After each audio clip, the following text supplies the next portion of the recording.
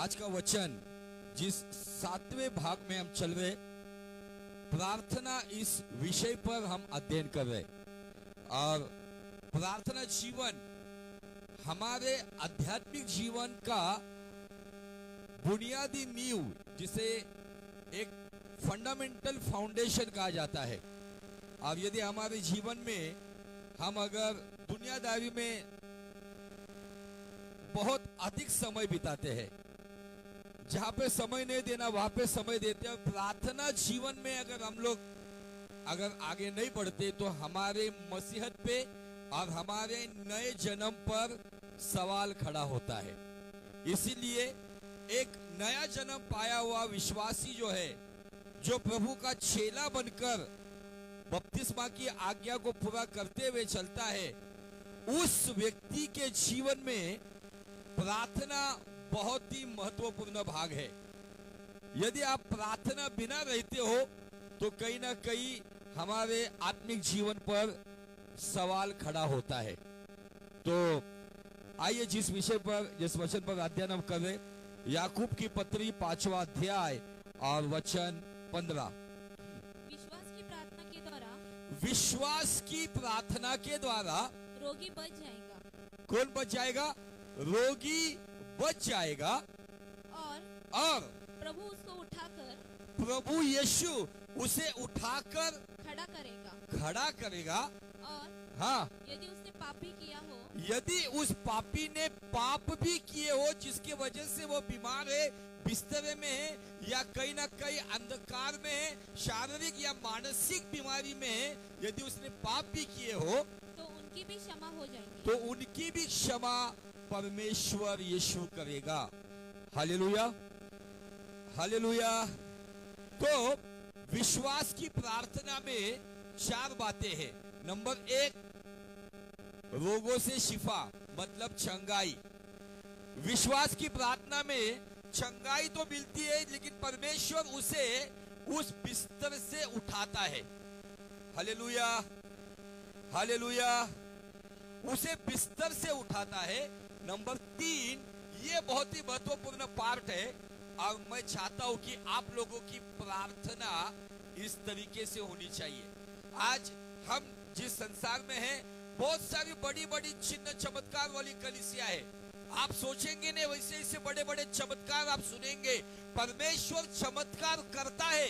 परमेश्वर उस रोगी को, आप कितने लोगों को देखते हैं कुछ चर्चेस में, किस मीटिंग में किसी को खटिए पर बिठाकर लेकर जाते, खटे पर सुलाकर लेकर जाते, अब वो व्यक्ति वहां पे चंगा होता है। प्रभु निश्चय उसको उठाता है। लेकिन आपकी प्रार्थना के अंदर ये जो तीसरा भाग है, ये बहुत महत्वपूर्ण भाग है, ये होना चाहिए। ये तीसरा भाग कौन सा है? कि आपकी विश्वास की प्रार्थना के द्वारा वो व्यक्ति चंगा हो जाए, अच्छी बात है। वो व्यक्ति बिस्तर से उठे, उससे अच्छी बात है। वो व्यक्ति पापों की क्षमा पाए, ये खुदा का अनुग्रह। लेकिन महत्वपूर्ण बात यह है कि आप उस व्यक्ति की केवल चंगाई के लिए प्रार्थना ना करें, तो चंगाई के आगे वो परमेश्वर के राज्य के लिए खड़ा हो जाए, उसके लिए भी प्रार्थना करें। आज बहुत सारी कलीसियाएं हमारे भारत में ऐसी जगह पे भी सताव शुरू है, लेकिन सताव के आगे हमें अच्छी बात ये भी दिखती है कि कलीसिया भी स्थापित हो रही है। लेकिन एक दुख भरी बात यह है कि लोग चंगाई तो पा रहे, लोग बरकत तो पा रहे, लोग शांति तो पा रहे, लोग छुटकारा तो पा रहे, लेकिन खड़े रहने में हमारा परसेंटेज -0 में जा रहा है। इसका कारण क्या है? आज लोगों को केवल चंगाई, छुटकारा, भविष्यवाणी, बरकत, इन्हीं बातों पर लाकर, इन्हीं आशीष की बातों पर लाकर कई लोगों ने वहां पर ही उनको रोक लगा दिए। लेकिन आपका और मेरा एक समझदार कलीसिया होने के नाते आपकी प्रार्थना में अभी केवल चंगाई नहीं, तो चंगाई के आगे वो व्यक्ति परमेश्वर के राज के लिए पौलुस के जैसे खड़ा हो जाए, ये हमारी विश्वास की प्रार्थना का उद्देश्य होना चाहिए। Hallelujah, praise the Lord. लेकिन आज अगर आप जाओगे, आपके आसपास आप कहीं पर भी जाओगे, लोगों की सेवकाई केवल चिन्ह, चमत्कार, चंगाई, प्रार्थना, बरकत, भविष्यवाणी, उस व्यक्ति को खड़ा किया जाएगा, उस व्यक्ति को सामने लाया जाएगा। देखो ये लंगड़ा था भी चल रहा है, देखो ये अंधा ये देख रहा है, ये पैरालाइज था भी ठीक हो गया, देखो ये बीमार था ये ठीक हो गया, ये कंगाल था देखो अभी ये अमीर बन गया। लेकिन उसके आगे क्या? विश्वास की प्रार्थना केवल चंगा नहीं करती, विश्वास की प्रार्थना केवल बिस्तर से उठाती नहीं, तो विश्वास की प्रार्थना उस पापी को पापों की क्षमा देकर उसको खुदा के राज्य के लिए खड़ा भी करती है। यदि पौलुस जिसके लिए हनन्याह ने प्रार्थना की, हनन्याह ने परमेश्वर ने बताया था तू जाकर उसके लिए प्रार्थना। हनन्याह ने यदि केवल परमेश्वर ने कहा था कि जा उसके लिए प्रार्थना कर ताकि वो देख सके, लेकिन हनन्याह ने क्या प्रार्थना की? हनन्याह ने, यदि आपको उस पॉइंट को सुनना है तो हम थोड़ा सा पीछे चलेंगे। प्रेरितों का किताब 9वां अध्याय वचन 17 से आगे बढ़। हनन्याह उठकर उस घर में गया, हाँ, और उस पर अपना हाथ रखकर कहा, उस पर अपना हाथ रखकर कहा, हे भाई शाऊल, हे भाई शाऊल, प्रभु, हाँ, अर्थात यीशु, जो उस रास्ते में जिससे तू आया तुझे दिखाई दिया था, हाँ, उसी ने मुझे भेजा है कि हाँ, तू फिर दृष्टि पाए, हाँ, और पवित्र आत्मा से परिपूर्ण हो जाए। और पवित्र आत्मा से, क्या प्रभु ने ये बात उसको बताई थी क्या? आपने बहुत बार ये संदेश मैंने दिया है, बहुत बार इसके ऊपर मैंने प्रचार किया है, लेकिन प्रॉब्लम ये है कि हमारा ध्यान वचन पर ठीक से होता नहीं है। चलो थोड़ा 10 वचन से आगे पढ़ो, क्या कहता है वचन? दमिश्क में हाँ, हनन्याह नाम का एक चेला था, हाँ, उससे प्रभु ने दर्शन में कहा, हे हनन्याह। उसने कहा, हाँ प्रभु। तब प्रभु ने उससे कहा, उठकर उस गली में जा जो सीधी कहलाती है, ओके, आगे, और यहूदा के घर में शाऊल नामक एक तरसु सवासी को छू, हाँ, क्योंकि देख वह प्रार्थना कर रहा है। और उसने हनन्याह नामक एक पुरुष को भीतर आते और अपने ऊपर हाथ रखते देखा है ताकि फिर से दृष्टि पाए। हाँ, हनन्याह ने उत्तर दिया, हे प्रभु, मैंने इस मनुष्य के विषय में बहुतों से सुना है कि हाँ, इसने यरूशलेम में तेरे पवित्र लोगों के साथ बड़ी बड़ी बुराइयां की है, ओके, और यहाँ भी इसको प्रधान याजकों की ओर से अधिकार मिला है कि हाँ, जो लोग तेरा नाम लेते हैं उन सब को बांध ले। परंतु प्रभु ने उससे कहा, तू चला जा, हाँ, क्योंकि वह तो अन्य जाति और राजों और इस्राएलियों के सामने मेरा नाम प्रकट करने के लिए मेरा चुना हुआ पात्र है, और मैं उसे बताऊंगा कि मेरे नाम के लिए उसे कैसा कैसा कैसा दुख उठाना पड़ेगा। इन वचनों में आपको कहीं पर भी ये बात दिखी कि हनन्याह को प्रभु ने कहा तू जा उसके लिए प्रार्थना कर, उसके ऊपर हाथ रख के रबा रबा कर, उसको पवित्र आत्मा में भरने का काम कर, ऐसी कोई बात बताई? उसने कहा, दर्शन में परमेश्वर ने कहा, एट ए टाइम जो दर्शन हनन्याह को मिला है वही दर्शन शाऊल को भी है, और उस दर्शन में ये बात परमेश्वर उसके बारे में पूरी वहां पर इंफॉर्मेशन देकर कहता है कि देख ये पौलुस प्रार्थना कर रहा है कि हनन्याह आकर मेरे लिए प्रार्थना कर रहा है। केवल यही बात है, लेकिन जब हनन्याह आकर शाऊल के ऊपर हाथ रखता है तो क्या कहता है वहां पर कि तुझे दृष्टि पाए, मतलब तू चंगाई पाए, और आगे क्या कहा गया है, और पवित्र आत्मा से परिपूर्ण हो जाए। आमीन, हालेलुया। विश्वास की प्रार्थना इन दिनों में कलीसिया को कहीं ना कहीं अधूरा ज्ञान दिया जा रहा है। मुझे बाहर किसी के कलीसिया के बारे में कुछ कहना नहीं है, मुझे जो कलीसिया की जिम्मेदारी दी गई है, फिर वो कितने लोग हैं उससे मुझे कुछ फर्क नहीं पड़ता है। मुझे जो लोग दिए गए हैं, मेरा काम है वो आत्मा में वो कबूतर के समान नम्र भी रहे और सांप के नाई चतुर भी रहे।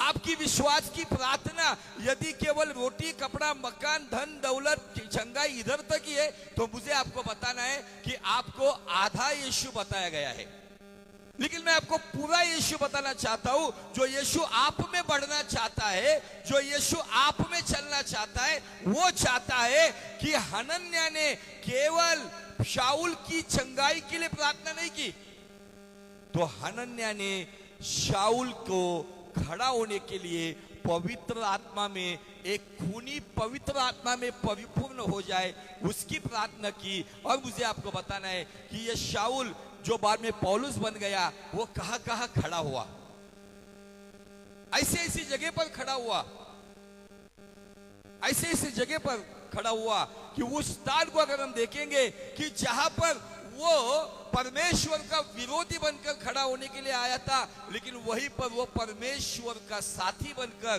परमेश्वर के राज्य को बढ़ाने के लिए, जिस दिमिश्क के अंदर थोड़ी देर पहले हमने पढ़ा कि वहां पर प्रधान याजकों की ओर से उसे कुछ अथोराइज पत्र दिए गए थे, अधिकार के पत्र दिए गए थे, ताकि स्त्रियों को, पुरुषों को, सारी कलीसिया को बांध कर जेल खाने में डाल दिया जाए। लेकिन उसी जगह पे जाकर उसने यीशु मसीह का प्रचार किया। उन्हीं यहूदियों के पास जाकर उसने यीशु के विरुद्ध नहीं तो यीशु के बारे में बताया कि यीशु मसीह ही मसीहा है। क्यों हुआ ये?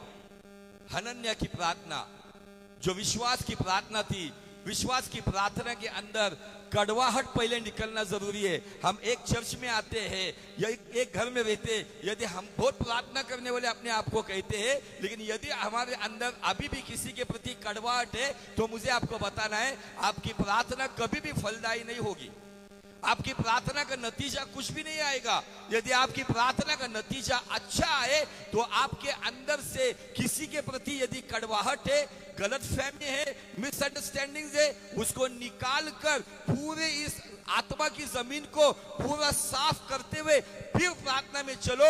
आपकी विश्वास की प्रार्थना से रोगी चंगा भी होगा, रोगी बिस्तर से उठेगा, रोगी खड़ा भी होगा, और वो रोगी दुनिया को हिलाने वाला परमेश्वर का महान सेवक या सेविका भी बनेगा।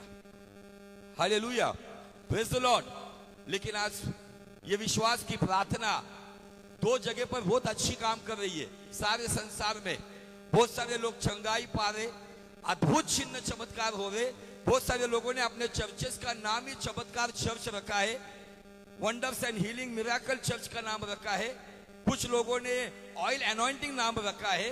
सब लोगों ने इसी बात पर बांध के रखा है, अच्छी बात है। लेकिन विश्वास की प्रार्थना चंगाई देती है, बिस्तर से उठाती है, उसको फिर से घर भेजने के लिए नहीं, तो उसको आत्मा में भर के परमेश्वर के राज्य को अंजाम देने के लिए खड़ा करती है।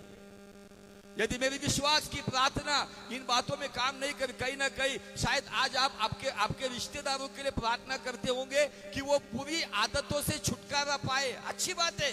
लेकिन उसके आगे और ज्वाइन करो, प्रभु ये बुरी आदत से छुटकारा पाए और ऐसी आदतों में पड़े हुए लोगों को छुड़ाने वाला सेवक भी बने। हालेलुया। यदि आपकी प्रार्थना में ये बात नहीं है, तो आज आपको कई जगह पर अपने आपकी प्रार्थना को सीधा करना होगा। यदि आपके पति को छुटकारा चाहिए, तो प्रार्थना ये करो कि उसको छुटकारा दे और उसको ऐसा अनुग्रह दे कि वो दूसरे को छुटकारा दे। यदि आपके परिवार के लिए चंगाई की प्रार्थना कर रहे हो, तो निश्चित चंगाई की प्रार्थना करो, लेकिन उसमें ये भी उसमें ऐड करो कि वो भी दूसरी की चंगाई के लिए प्रार्थना करे। आमीन। आज हम रुक गए थे प्रेरितों का किताब 13 अध्याय और वचन 48 से आगे, 48 से आगे, प्रेरित 13:48 से आगे सुनो। यह सुनकर अन्य जाति आनंदित हुए और परमेश्वर के वचन की बड़ाई करने लगे। यह सुनकर इन बातों के ऊपर हम देख चुके हैं, तो भी थोड़ा सा मैं बताना चाहता हूं कि जो कार्य बारनबास और शाऊल को भेजने के द्वारा पिसिदिया के अंतुकिया में हुआ, जहां पर शबत के दिन आराधनालय में लोगों को परमेश्वर का वचन सुनाते हुए कुछ लोगों ने उनके विरुद्ध झगड़ा किया या विरोध किया और उपद्रव किया, और तब वहां पे पौलुस कहता है कि तुम्हारे लिए हमने वचन लाया था, लेकिन आप उसका स्वीकार नहीं कर रहे। तो ये वचन परमेश्वर की भविष्यवाणी थी कि मैं तुझे अन्य जातियों के लिए ज्योति ठहराऊंगा, और इस भविष्यवाणी को पूरा किया गया। और इस बात को सुनकर जो अन्य जाति थी, जो मसीह नहीं थी, जो यहूदी नहीं थी, जो अलग ही जाति थी जिसमें हम भी मोड़ते, उस अन्य जाति ने आनंद किया। और एक बात बहुत अच्छी लगती है यहाँ पर, उन्होंने चिन्ह चमत्कार की बड़ाई नहीं की, उन्होंने पौलुस या बारनबास की बड़ाई नहीं की, उन्होंने वहां पर हुए अभिषेक की बड़ाई नहीं की। बाइबल कहती है वो आनंदित हुए, और ये अन्य जाति जिन्होंने परमेश्वर के वचन की बड़ाई करने लगे। आज ये सुनने को मिलता नहीं है। आज अन्य जाति चर्च आती है, वो बड़ाई करती है केवल उस सेवक की, वो बड़ाई करती है चर्च की, वो बड़ाई करती वहां के बड़े नामडोल की, वो बड़ाई करती उसके तेल पानी की। लेकिन ये बाइबल का कंसेप्ट नहीं है।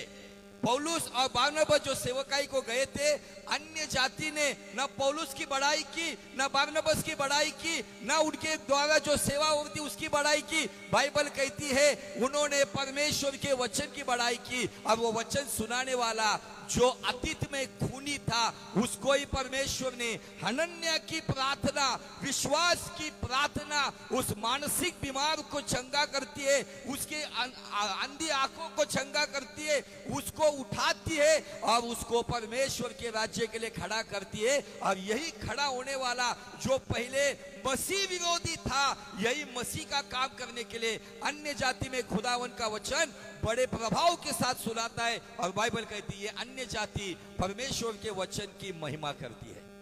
आगे और हाँ। जितने अनंत जीवन के लिए उठाए गए थे, जितने अनंत जीवन के लिए ठहराए गए थे, उन्होंने विश्वास किया। उन्होंने विश्वास किया। इसका मतलब अनंत जीवन के लिए, परमेश्वर के राज्य के लिए, स्वर्गीय राज्य के लिए परमेश्वर ने कुछ लोगों ने ऑलरेडी ठहराया है। उस यहूदी लोगों को 46 वचन में ऐसा कहता है, तब पौलुस और बारनबास ने निडर होकर कहा, अवश्य था परमेश्वर का वचन पहले तुम्हें सुनाया जाता, परंतु जब तुम दूर हटाते हो और अपने को अनंत जीवन के योग्य नहीं ठहराते हो। इसका मतलब जो परमेश्वर के वचन को दूर हटाता है वो अनंत जीवन से परे रहता है, मतलब अनंत जीवन में जा नहीं सकता है। लेकिन फिर वो कोई भी व्यक्ति हो, पापी हो, किसी प्रकार का शराबी हो, घिनौना अपराधी हो, यदि वो आपके द्वारा परमेश्वर का वचन सुनता है,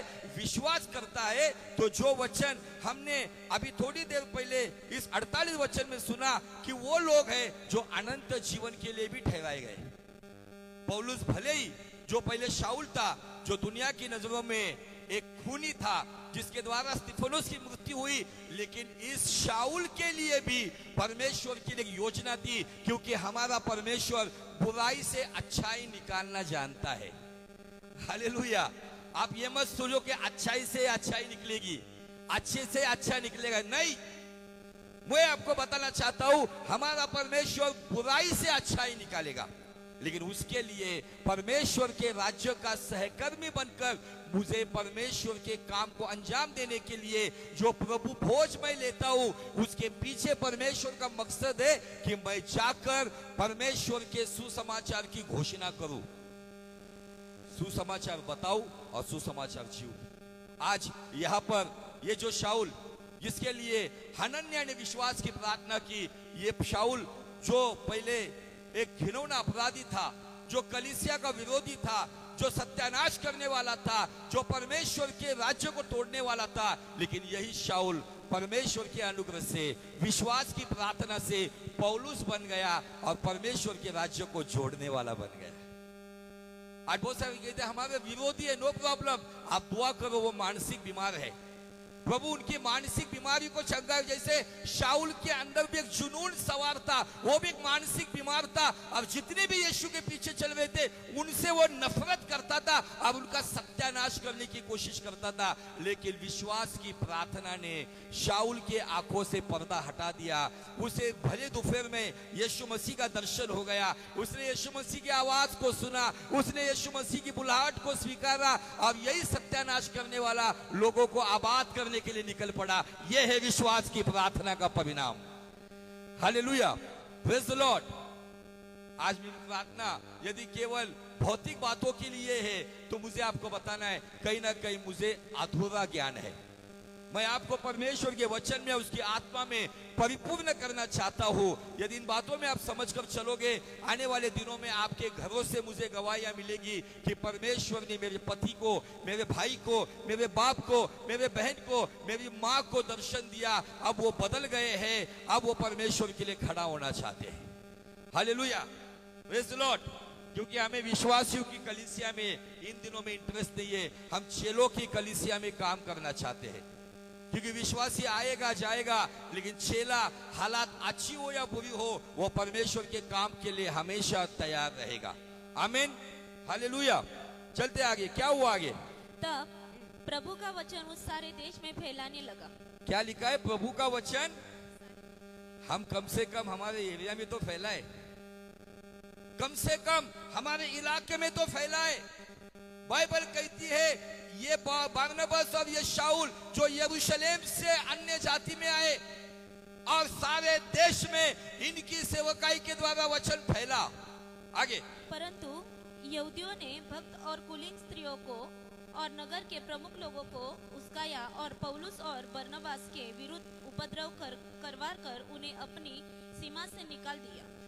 क्या किया? उनको निकाल दिया उनकी सीमा से।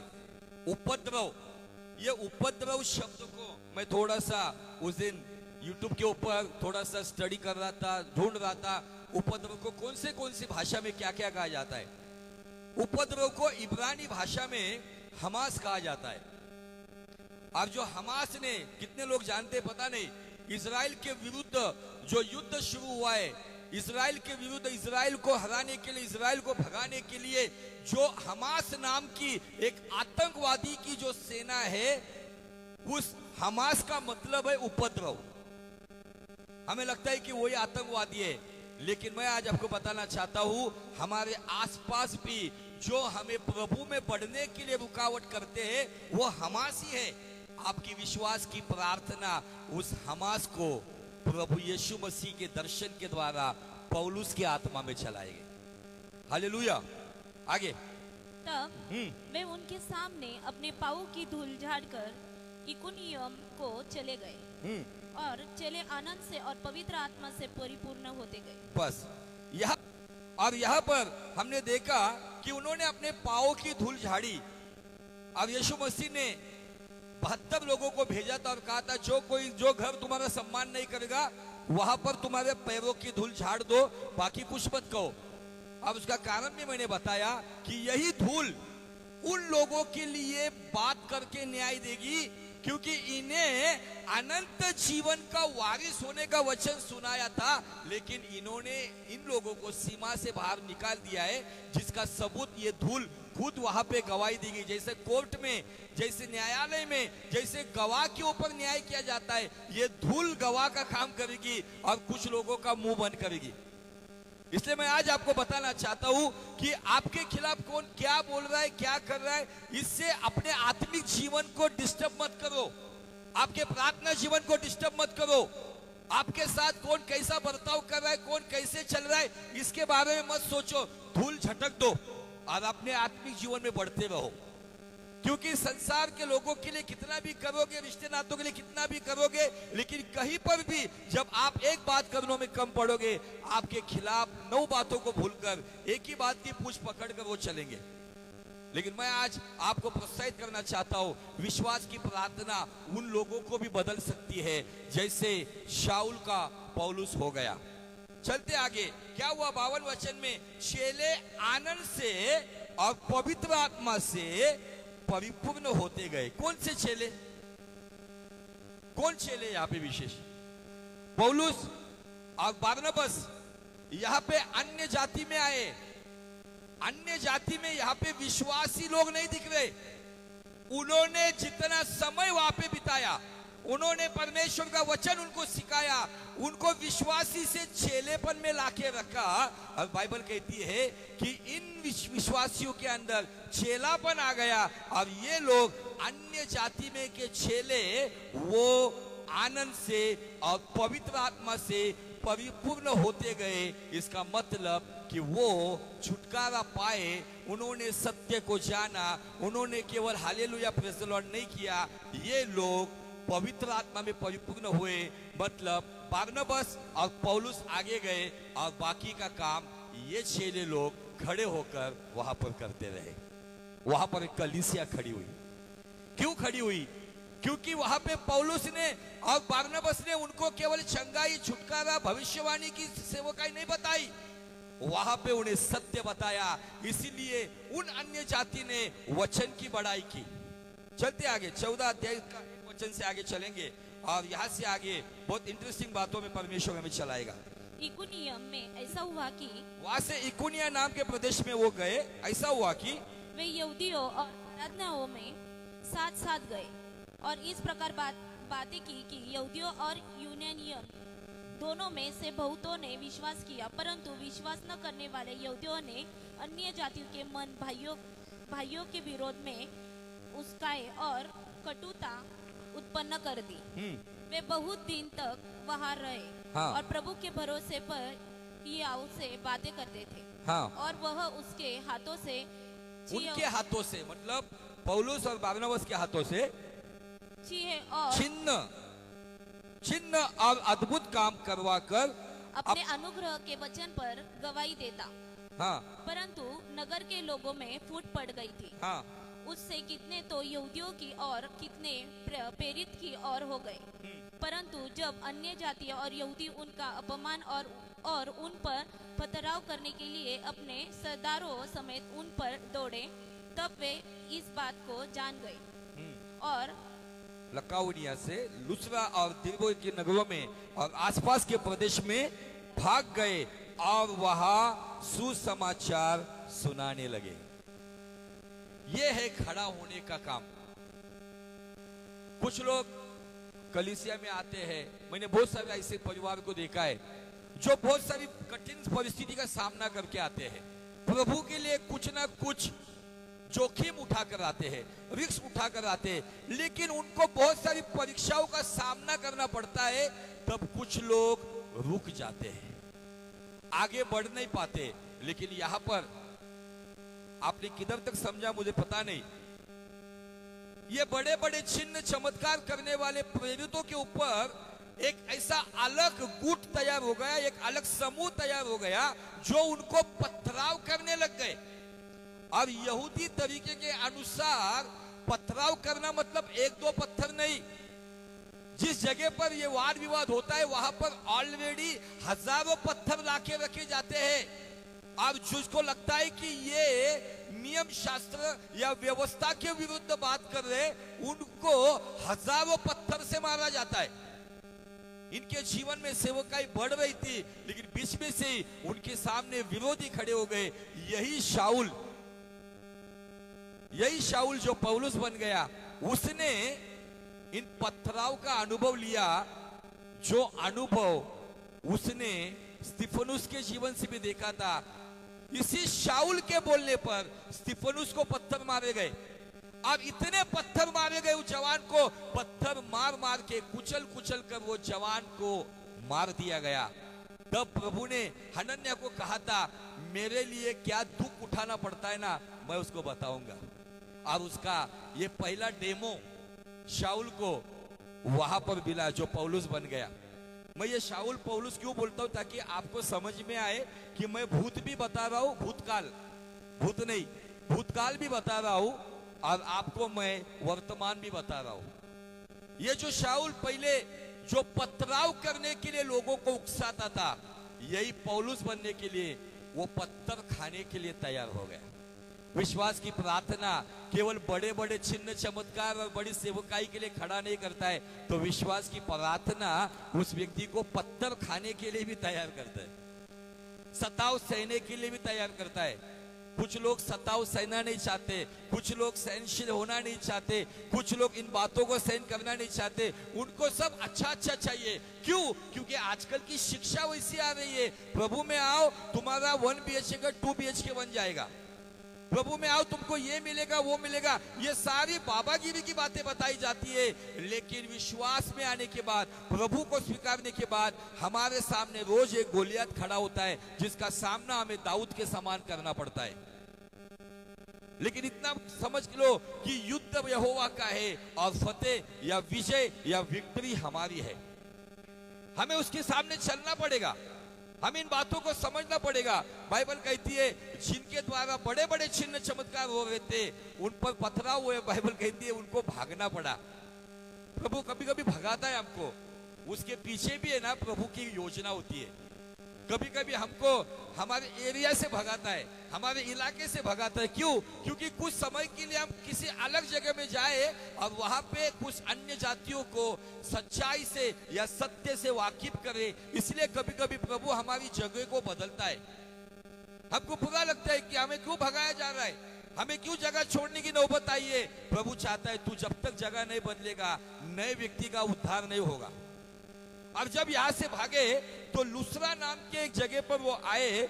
8 वचन से आगे ऐसा लिखा है, लुस्रा में एक मनुष्य बैठा था जो पांव का निर्बल था और जन्म ही से लंगड़ा था, पैदाइशी अपाइश था। जैसे ही संसार में जन्म लिया उसी दिन से वो लंगड़ा था, कभी चल नहीं पाया। ऐसी जगह पे पौलुस और बारनबास गए और बाइबल कहती है वो लंगड़ा था और कभी न चला था। वो पौलुस को बातें करते सुन रहा था। तो ये बातें, ये भले ही ये व्यक्ति, मैं उस सीन को देखता हूं, वो कभी जिंदगी में चला नहीं। बाइबल कहती है वो पैदाइशी लंगड़ा है। उसको किसी ने उस सभा में आके उठा के रख दिया, वहां पे बिठा दिया उसको। लेकिन वो आने के बाद भले वो पैर से लंगड़ा था लेकिन कान से बहरा नहीं था। कभी कभी हमारा एक अंग कहीं ना कहीं दुर्बल है, हम पूरे शरीर को लकवा मार देते। जो काम नहीं करता उसको छोड़ दो। हमें हर एक क्षेत्र में प्रभु ने यूनिक बनाया है। कुछ अलग अलग तरीके से हमारा इस्तेमाल परमेश्वर करना चाहता है।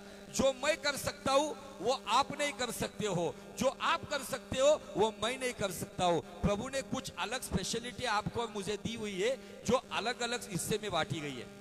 यह व्यक्ति, बाइबल कहती है, पढ़िए 9 वचन से, वह पौलुस को बातें करते सुन रहा था। पौलुस ने उसकी और टकटकी लगा कर देखा कि उसे चंगा हो जाने का विश्वास है और ऊंचे शब्द से कहा, अपने पांवों के बल सीधा खड़ा हो। बस क्या कहा? अपने पांवों के ऊपर क्या कहा पौलुस ने उसे? फिर से पढ़ी शिल्पा 9 वचन। वह पौलुस को बातें करते सुन रहा था। पौलुस ने उसकी ओर टकटकी लगा कर देखा कि उसे चंगा हो जाने का विश्वास है और ऊंचे शब्द से कहा, अपने पांवों के बल सीधा खड़ा हो। क्या कहा? अपने पांवों पर सीधा खड़ा हो। अभी ये सीन थोड़ा सा आप भी आपके आंखों के सामने लो। पौलुस प्रचार कर रहा है और प्रचार करते वक्त वो सभी की, मैं भी जब प्रचार करता हूं ना, एक ही जगह पे नहीं देखता हूं। उस जगह पे कैसा वचन को ग्रहण किया जा रहा है, इस जगह पर कैसा वचन को ग्रहण किया जा रहा है, कितने लोग टाइम पास में वचन सुन रहे, कितने लोग गंभीरता से वचन सुन रहे। इन सब बातों को मेरे अंदर एक स्कैनर है जिसे कहा जाता है पवित्र आत्मा। पवित्र आत्मा का स्कैनर बताता है कि कितने लोग सच में सीरियसली खुदा के वचन को महत्व दे रहे, कितने लोग वचन को बहुत ध्यान से सुन रहे। और वो सारी भीड़ में पौलुस के स्कैनर में एक ही आदमी दिख रहा है। अब वो भी आदमी ऐसा है जो जिंदगी भर कभी चला नहीं, लेकिन पौलुस ने उसको देखकर अनदेखा नहीं किया। पौलुस ने ये नहीं देखा ये लंगड़ा क्या करेगा। पौलुस ने उसके सामने इस तरीके से उसको देखा और स्पिरिट टू स्पिरिट, आत्मा से आत्मा में ये जान लिया कि ये जो मैं प्रचार कर रहा हूं, ये जो बातें विश्वास की बता रहा हूं, ये जो बाइबल की बातें बता रहा हूं, ये जो लंगड़ा व्यक्ति है उसके अंदर एक ऐसा विश्वास आया है कि मैं चंगा हो सकता हूं। समझ में आ रहा है? चलिए आगे। उस व्यक्ति को ऊंचे शब्द में कहा, अपने पैरों में, क्या कहा? अपने पैरों पे, क्या ऐसा कहना चाहिए ना, उसने वहां जाना चाहिए, उसके पैरों को हाथ लगाना चाहिए, प्रभु तुझे छूगा, in the name of Jesus receive your healing. ये प्रार्थना भी योग्य है, लेकिन ये जो पौलुस है उसने स्पिरिट में जान लिया कि इस भीड़ के अंदर कोई संदेश नहीं सुन रहा है। इसलिए मुझे कभी कभी बुरा लगता है और फिर बाद में मैं एकदम नॉर्मल होता हूं। क्यों? क्योंकि पौलुस का प्रचार इतनी बड़ी भीड़ में एक लंगड़ा सुन रहा था, बाकी कोई नहीं ध्यान दे रहा था, तो बाकी का सोचना ही नहीं।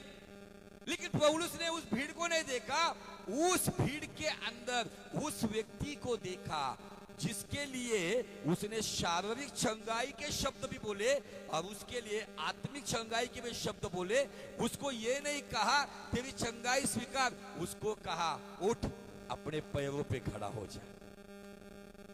आज आपकी और मेरी प्रार्थना ये होनी चाहिए, क्योंकि आज हमारे घर के अंदर भले ही पैरों से चलने वाले अच्छे लोग हैं, लेकिन वो लंगड़े ही है, क्योंकि उनके पैर अच्छे राह पे नहीं चल रहे। आपको और मेरी ये प्रार्थना करनी चाहिए कि प्रभु ऐसा अनुग्रह कर कि वो अपने पैरों पे खड़े हो जाए और तेरे राज्य के लिए खड़े हो जाए। पौलुस जब बात कर रहा था तो परमेश्वर का वचन वो सुन रहा था। कौन? लंगड़ा सुन रहा था।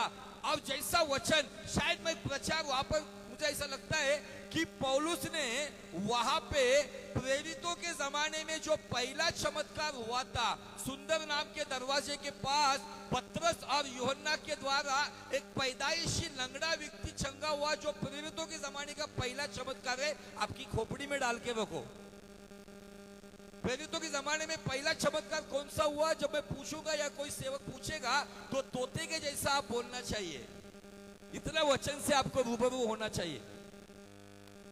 प्रेरितों के जमाने में जो पहला चमत्कार हुआ, शायद पौलुस वो चमत्कार के बारे में बोलता होगा। देखो, मैं जानता हूं हमारे सीनियर अपोस्टल पीटर और जॉन मंदिर में प्रार्थना के लिए जा रहे थे और परमेश्वर की सेवा कर रहे थे, और उन्होंने देखा एक सुंदर नाम के दरवाजे के पास एक पैदाइशी लंगड़ा व्यक्ति भीख मांग रहा था।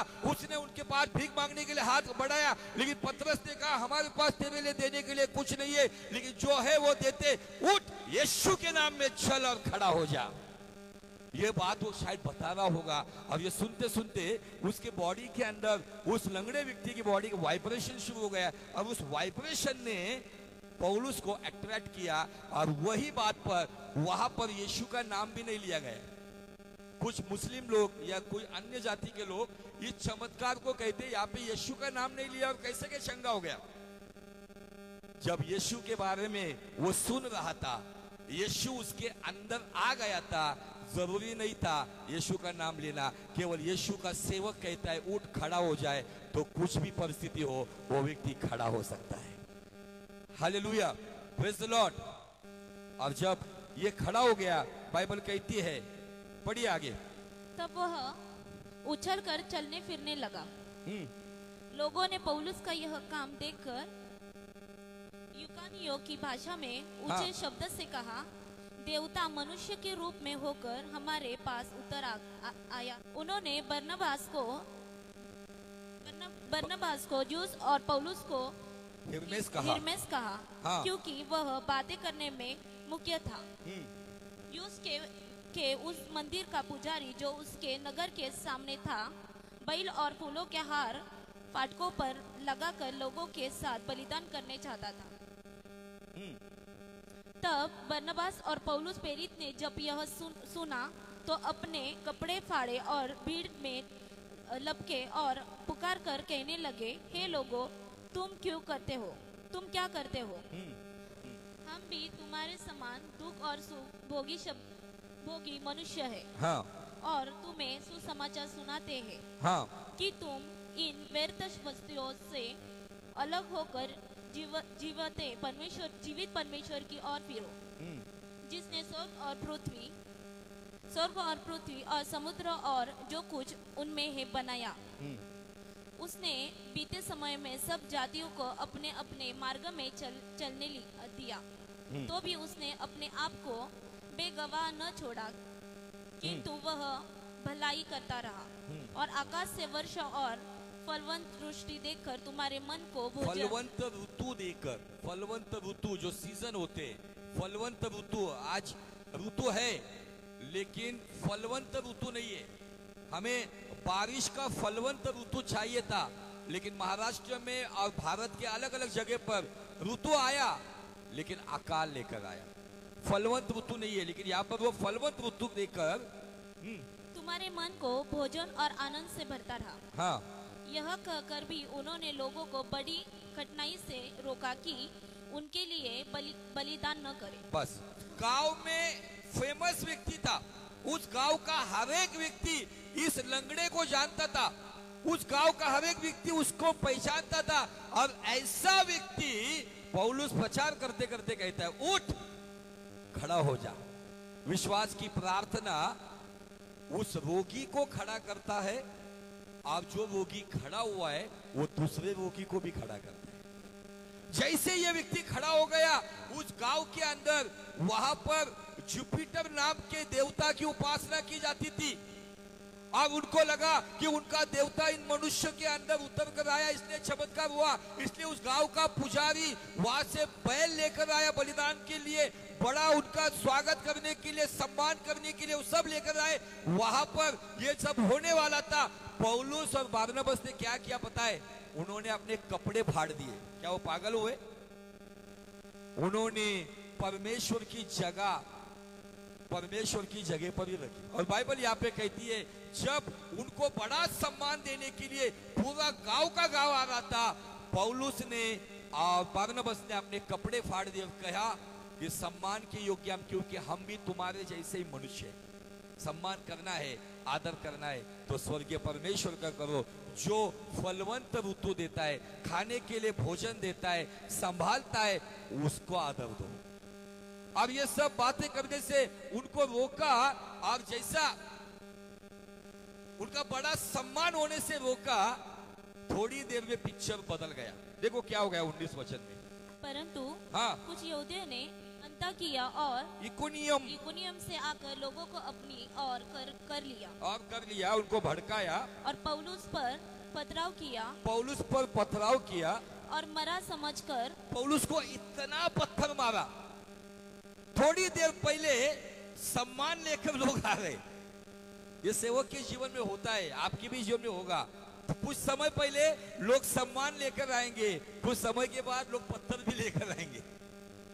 लेकिन पत्थर मिले या सम्मान मिले, जीवित रहूं या मृत्यु पाओ, अपमानित हो या सम्मानित हो, हर हालात में उसकी महिमा करता रहूं, ऐसा अनुग्रह खुदावन से मांग लो। यहाँ पे बाइबल कहती है, सम्मान को ठुकराया, पत्थर आ गए। और इतने पत्थर आए, इतने पत्थर मारे गए। क्यों हुआ ये पथराव? प्रभु ने कहा था हनन्याह को, तू जाके प्रार्थना कर, बाकी मत सोच, मैं उसको बताऊंगा मेरे लिए कितना दुख उठाना पड़ेगा।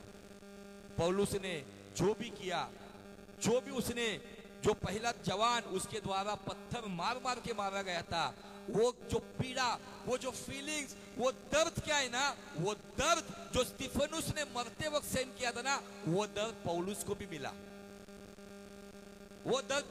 मिला। लेकिन प्रभु का सेवक हनन्याह ने जो कड़वाहट को निकालकर एक पूरे सीधे हृदय से, सीधी कहलाने वाले रास्ते पर यहूदा के घर में जो शाऊल था, उसके लिए प्रार्थना की, केवल चंगाई की नहीं, उसके आंखों की रोशनी के लिए नहीं, तो वो पवित्र आत्मा से परिपूर्ण होकर परमेश्वर का सेवक बोलकर खड़ा हो जाए। हनन्याह भले उसके बाद दिखता नहीं है, हमें कभी कभी हनन्याह की जैसी सेवा करनी पड़ती है। इसे शाऊल के लिए प्रार्थना करो जो पौलुस बनकर दुनिया को उल्टा पुल्टा करे। कभी कभी हम सोचते हैं हमारा कोई ध्यान ही नहीं देते, मेरा कोई नाम ही नहीं लेता है। नो प्रॉब्लम, जीवन की किताब में यदि मेरा नाम लिखा है तो मेरे लिए ये काफी है। Hallelujah, praise the Lord. यहाँ पर यही पौलुस थोड़ी देर पहले एक बड़ा चमत्कार करता है।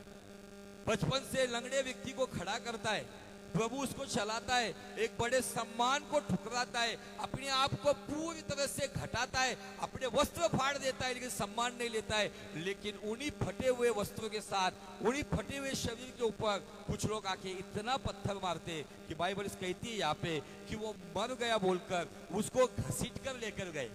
कैसे लेकर गए? जैसे डेड बॉडी लेकर जाते। एक सेवक पत्थर खाकर बेहोश हो गया, लोगों को लगा वो मर गया, उसको घसीट कर गांव की सीमा के बाहर फेंक दिया गया, जिंदा लाश समझकर।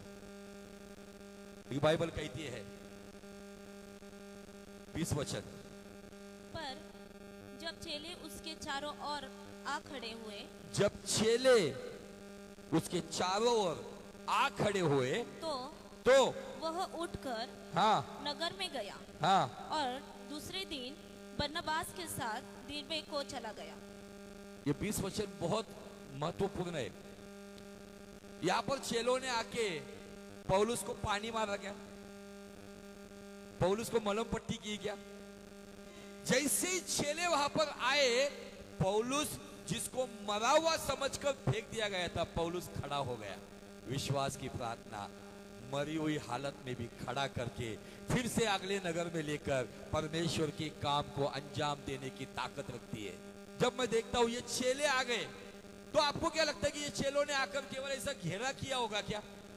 ये चेले वहां पे प्रार्थना कर रहे होंगे, इकट्ठा कर अपने हाथों में हाथ लेकर। ये चेले शायद उनको मालूम पड़ा कि हमारे प्रेरित को, हमारे गुरु को, हमारे लीडर को पत्थर मार मार के फेंक दिया है। ये चेले चारों ओर आके खड़े हो गए। ये पौलुस ऐसा नहीं उठा, चेलों की प्रार्थना उसकी कानों पर सुनाई पहुंची होगी। चेलों की प्रार्थना का परिणाम यह हुआ कि लोगों के पथराव की वजह से घायल होकर, जख्मी होकर जो जमीन पर पड़ा हुआ था, प्रभु ने उसको उठाया और उसको खड़ा किया। वो मरम पट्टी में या वो जख्म उसको हुए, उस जख्म को लेकर नहीं बैठा। बाइबल कहती है बारनबास के साथ वो अगले गांव में गया। विश्वास की प्रार्थना सीरियस कंडीशन को नॉर्मल बनाती है। आमीन, आमीन।